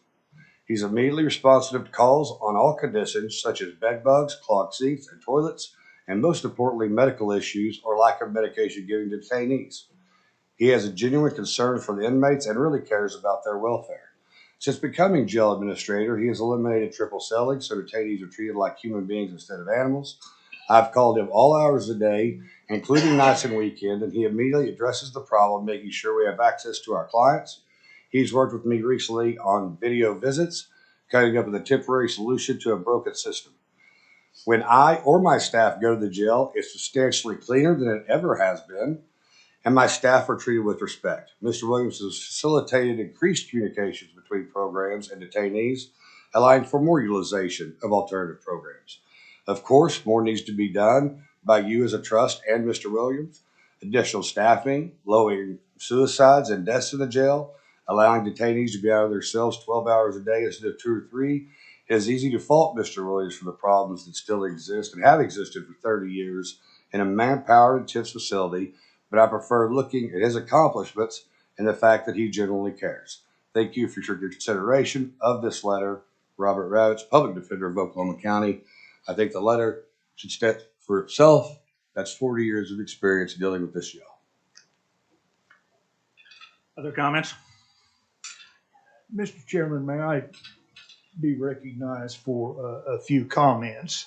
I really have a totally different view than has been expressed so eloquently before.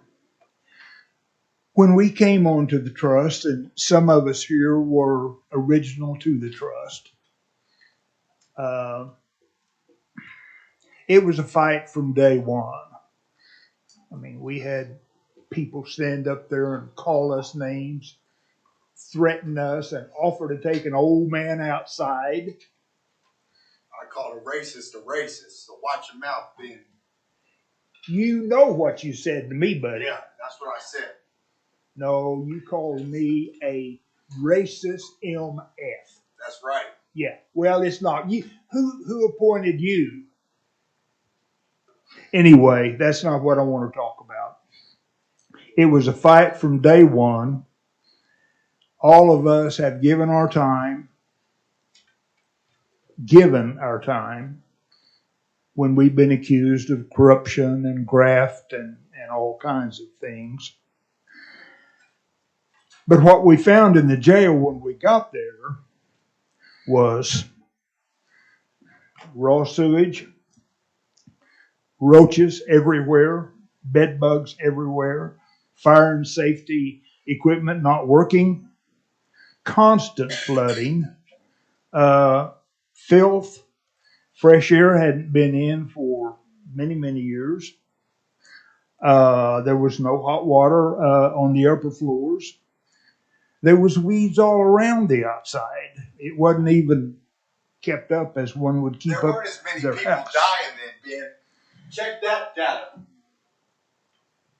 Old man, incompetent, I'm out. And speaking of people dying, I mean, I hate every one of those. When I first came onto this, I hoped we could operate the jail where nobody dies. Since then, I have found that, yeah, people do die. Fentanyl is a huge problem, if I understand, and what I read is correct. Fentanyl has taken 500,000 lives across the United States. I mean, it is a real crisis. And I also read, again, I don't know that it's true. I've never seen fentanyl as far as I know. But I read that the equivalent of 4 grains of salt in fentanyl is a lethal dose, that it kills people. And I'm sorry. I mean, I really am sorry. I've worked most of my adult life to try to protect people from substance abuse, to try to help people get well from addiction. And I hate that. I'm sorry. But besides all the stuff that was bad, and we could talk about that forever, but I thought it was going to take probably 5 years to make the kind of changes that we wanted to make. For those of us who worked in bureaucracies, we know that change comes slowly. And when you have to have people work to provide for health and safety, you've got to work with the staff also and bring them around, and that takes some time. But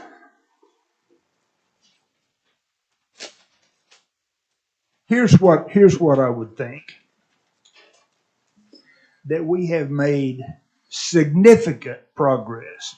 If we put this on a graph, if up here is where we'd like to be, and we agree on what up here means, and down here is where it was, even if our opinions of where it was is different, we're somewhere up here. We've made significant progress. And the reason we've made that progress is because we hired Greg Williams to lead us through that. I've never run a jail, nor had anyone else who's on the trust. We were asked to do a job, and we did.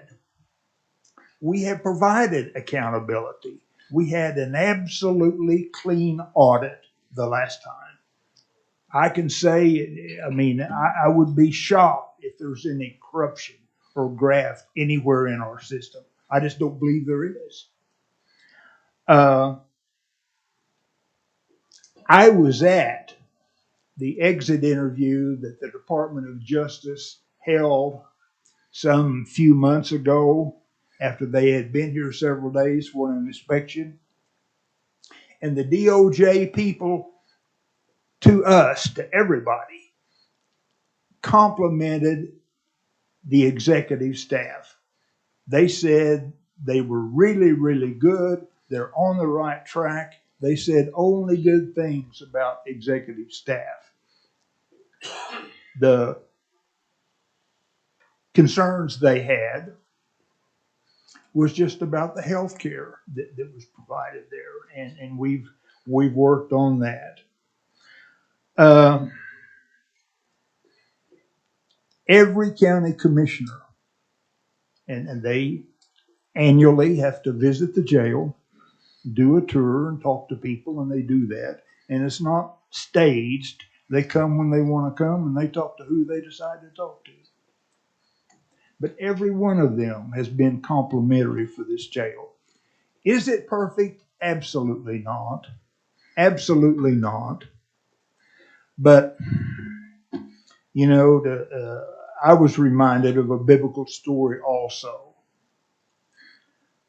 And it was about this person who had another person whose future was in question. And this person that was speaking said, "I find no fault with this man. What would you have me do?" And the crowd yelled, "Crucify him, crucify him." Well, for every complex problem, there is a solution that is clear, simple, and wrong. And Greg, I appreciate the leadership you've given us. I wish we could protect you from all the people who just want to beat you up. Thank you, Mr. Chairman. Thank you. Other comments from trustees? I'd like to I'd like to make a comment. I just want to acknowledge what our community's brought forward to us today. I'm grateful for those that took the time to speak. I also acknowledge the issues that we face at the detention center. That's why I'm here. I've been interested in this and been working on this for many years, and that's part of why I'm here.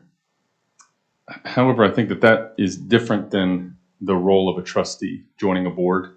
So as a trustee, I don't feel like, this is my second meeting, and Pastor Scobie and I have talked about this. I don't feel like I have had enough time, nor do I feel like I have the information to make a decision like this on the status of employment of the CEO as a board member. That's why I made the motion that I did. I think that there is a formal process by which a board can performance function of providing feedback on the CEO, and that's why I made the motion that I did. Thank you. Other comments? Trustee Arnell? I do. I believe it's premature at this point because we've never ever told Greg as a group what we expect. He's cleaned the building. He's rehabilitated it. He's hired more staff. But we've never told him exactly where we want to be.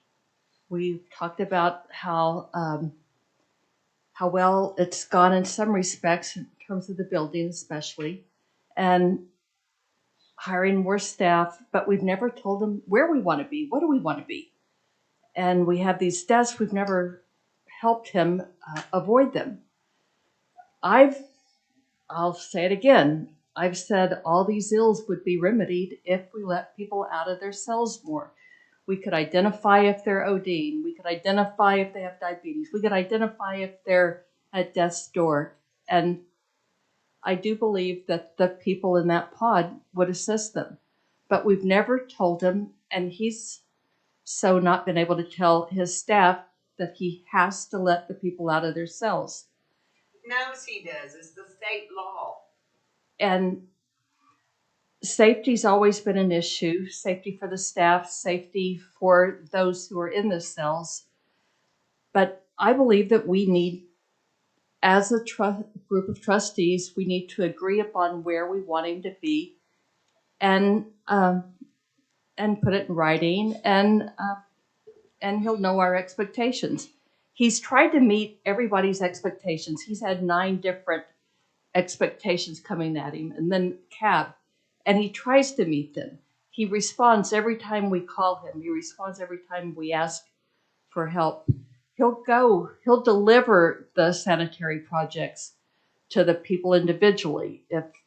If nobody's doing that, he'll do whatever it takes. But we've never told him as a collective, as the trustees, as his employer, what we expect and where we want him to be. And so I'm recommending that we do this, that we as a group, you guys might not agree that we need to let people out of their cells. Well, then that won't happen. But whatever we agree, and then if he meets those expectations, those requests, then we go from there and we give him more expectations. We just keep raising the bar. We started out really low. The building was so horrific. And we told him we wanted to fix it, and he fixed it. It's fixed. He did what he could with a little bit of glue and some funds. And that comment was such gallows humor that it wasn't even humorous on COVID. But he utilized that funding very well. He bid it out. I could go on with what he's done, but we've not managed him in a way that really was productive, because he's listened to all 9 of us separately. We've not gone to him as a group. Here's what we've agreed, majority, that, and I'll probably be in the minority, but here's what we've agreed as a majority that should be accomplished within the next 3 months, 6 months, 9 months. He can then go to his staff with that, and we'll see what happens. But I know that he'll meet our requests. And so I'm asking that we do look at this very specifically. What do we want the jail to look like. We want it to be a place where people go and are not further traumatized. We want it to be a place where people have access to more programs, but we've not told him that. We've not, and then he'll tell us what he needs in order to do that, and we go from there. But we've listened to the community. The community's told us, I have a whole list of items that we really do need to respond to them on and tell them when we think we can accomplish these. But Greg's listening to us, he's looking to us, and so we need to help him in this. And so I'm suggesting that we get together within this next month, and as of one voice, we tell him where we want to be. Or frogs. Thank you. Just Without actually frogs. heard her say. So I want to paint a little bit of a picture of July 1st, 2020. The building was in bad shape. It was dirty. It was not a good takeover because of the going from the sheriff's office to the trust taking over. There was anxiety with the employees. A lot of them wanted to go back with the sheriff. A lot of them quit.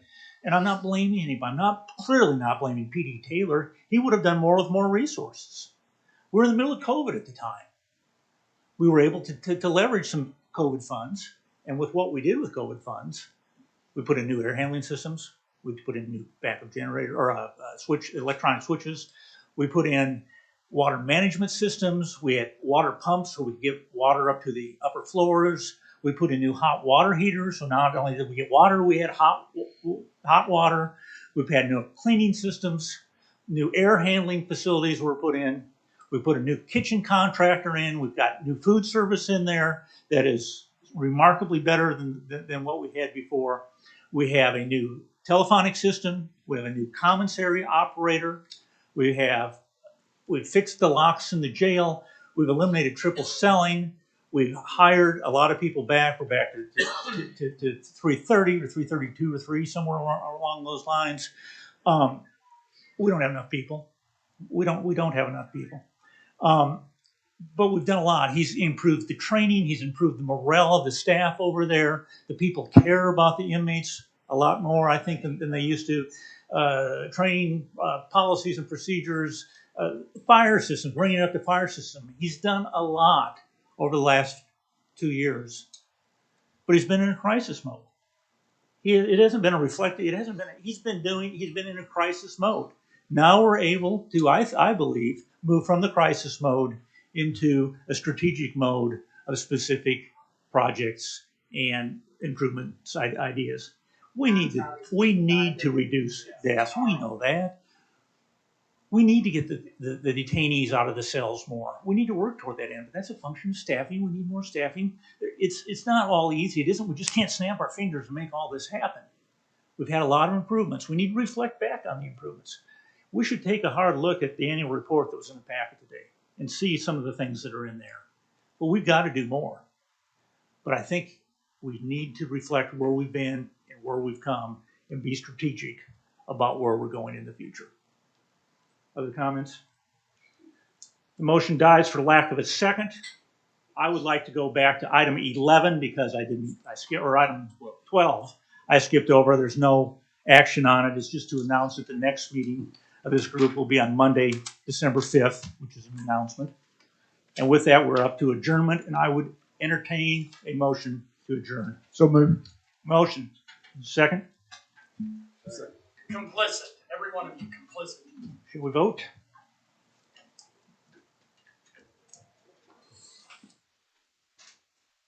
That's money for dying. We are adjourned. You're not complicit. These people are blowing me away. That's unbelievable.